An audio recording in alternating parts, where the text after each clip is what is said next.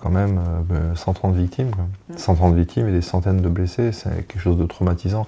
Ce soir-là, on oublie, mais il y a eu 8 attentats en 33 minutes. La France, Paris, a jamais, enfin, sauf les temps de guerre, mais n'a jamais été atteint aussi mortellement. Quoi. C'est notre métier, mais personne n'est préparé à ça, faut être clair. On est touché évidemment par le fait d'avoir permis de sauver des vies. On a rencontré, pour certains d'entre nous, des ex-otages après. Alors, on est conscient de ça, mais le poids, encore une fois, du massacre est très lourd. Quoi. Évidemment, quand vous faites face à ce type de menaces, eh bien, ça oblige à reconsidérer toute la balistique, c'est-à-dire les gilets pare-balles, les casques, l'armement aussi. Enfin, tout ça, ça doit être remis à plat. Et puis, après 2015, le préfet de police de l'époque, Michel Cadot, m'avait demandé d'être en capacité, d'être autonome et de pouvoir faire face à tout type de crise. Donc, ça induit beaucoup plus d'entraînement, l'achat de matériel et beaucoup plus de temps à cela. Donc, ça a obligé à recruter et à plus que doubler d'ailleurs. Enfin, vraiment, c'était une vision d'horreur. Ces gens qui se poussaient, qui se marchaient dessus et qui étaient affolés complètement.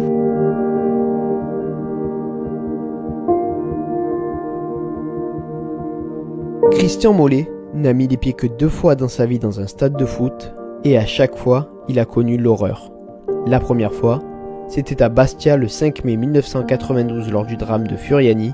La seconde, c'était le 13 novembre 2015 à Saint-Denis pour le match France-Allemagne le soir des attentats du Bataclan et du Stade de France. Si cet homme a assisté à la rencontre, c'est parce que la compagnie aérienne Lufthansa a souhaité remercier les personnes qui les ont aidés après le crash de la Germanwings qui a eu lieu le 24 mars 2015.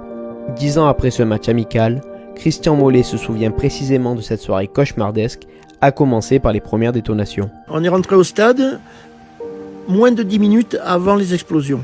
La première explosion, ça m'a un peu perturbé parce que j'ai senti le béton qui vibrait au-dessous de mes fesses.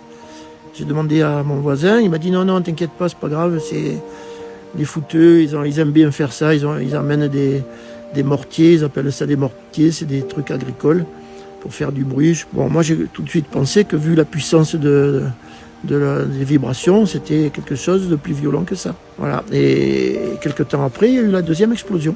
Voilà, jusque-là, je me suis rendu compte de rien, je ne savais pas ce qui se passait, mais autour de moi, les gens ne savaient pas ce qui se passait. Je posais un peu des questions quand même, parce que sur les portables, ils avaient suivi ce qui s'était passé au Bataclan. Et moi, je me suivais le match de foot et j'étais au courant de rien. L'incompréhension sur les événements en cours va durer un moment pour Christian Mollet. Au moment de la seconde explosion, il aperçoit des spectateurs quitter le stade, ne sachant pas ce qu'il se passe réellement dehors. Cet habitant du Vernet va rester jusqu'à la fin de la rencontre où il assistera à des scènes de panique. Ma tribune s'est vidée et je suis sorti dans